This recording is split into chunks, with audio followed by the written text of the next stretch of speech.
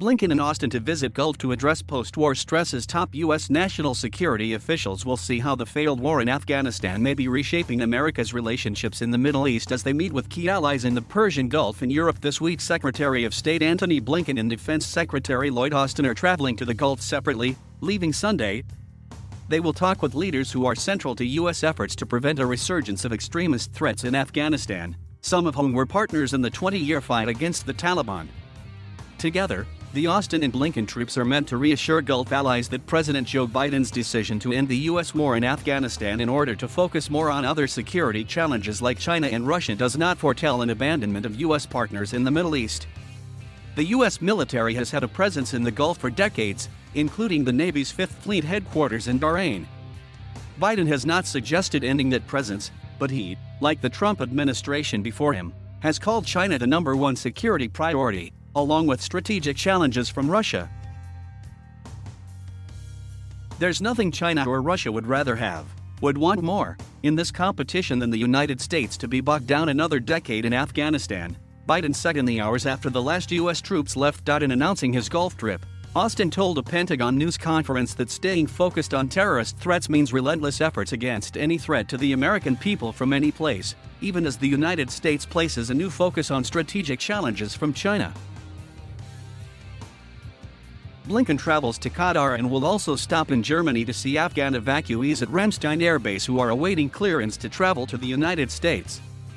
While there, he will join a virtual meeting with counterparts from 20 nations on the way ahead in Afghanistan. The secretary will convey the United States' gratitude to the German government for being an invaluable partner in Afghanistan for the past 20 years and for German cooperation on transit operations moving people out of Afghanistan, spokesman Ned Price said Friday.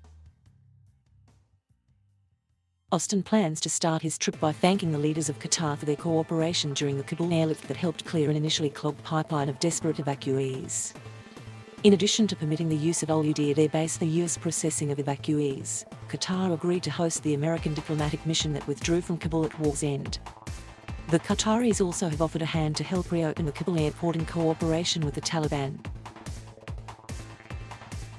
During a stop in Bahrain, Austin plans to speak with Marines who spent weeks at Kabul airport executing a frantic and dangerous evacuation of Afghans, Americans and others.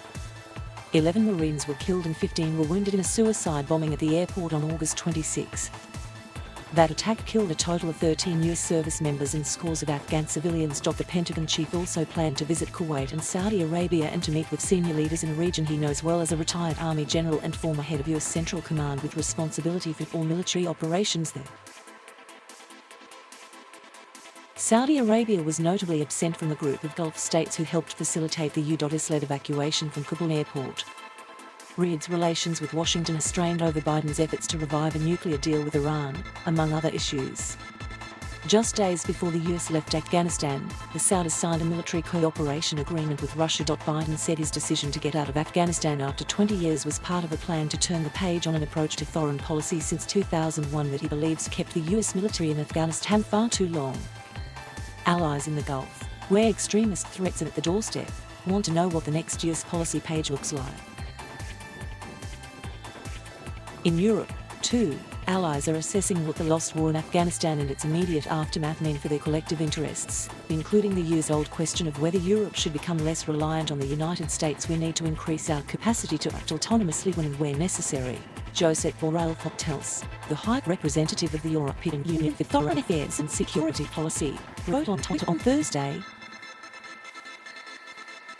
America's European allies in NATO had more troops in Afghanistan than did the United States when Biden announced in April that he would withdraw by September.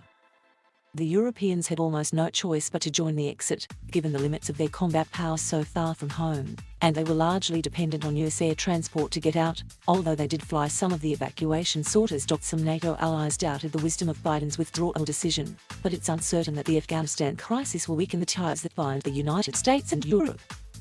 In an essay, two of the Centre for Strategic and International Security's Europe experts, Rachel Ella Hughes and Pierre Morcos, wrote that the crisis does reveal inconvenient truths about the transatlantic relationship.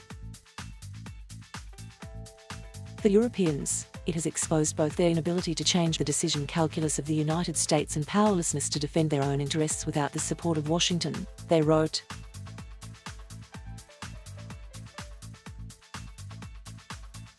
Thank you for watching. Please subscribe.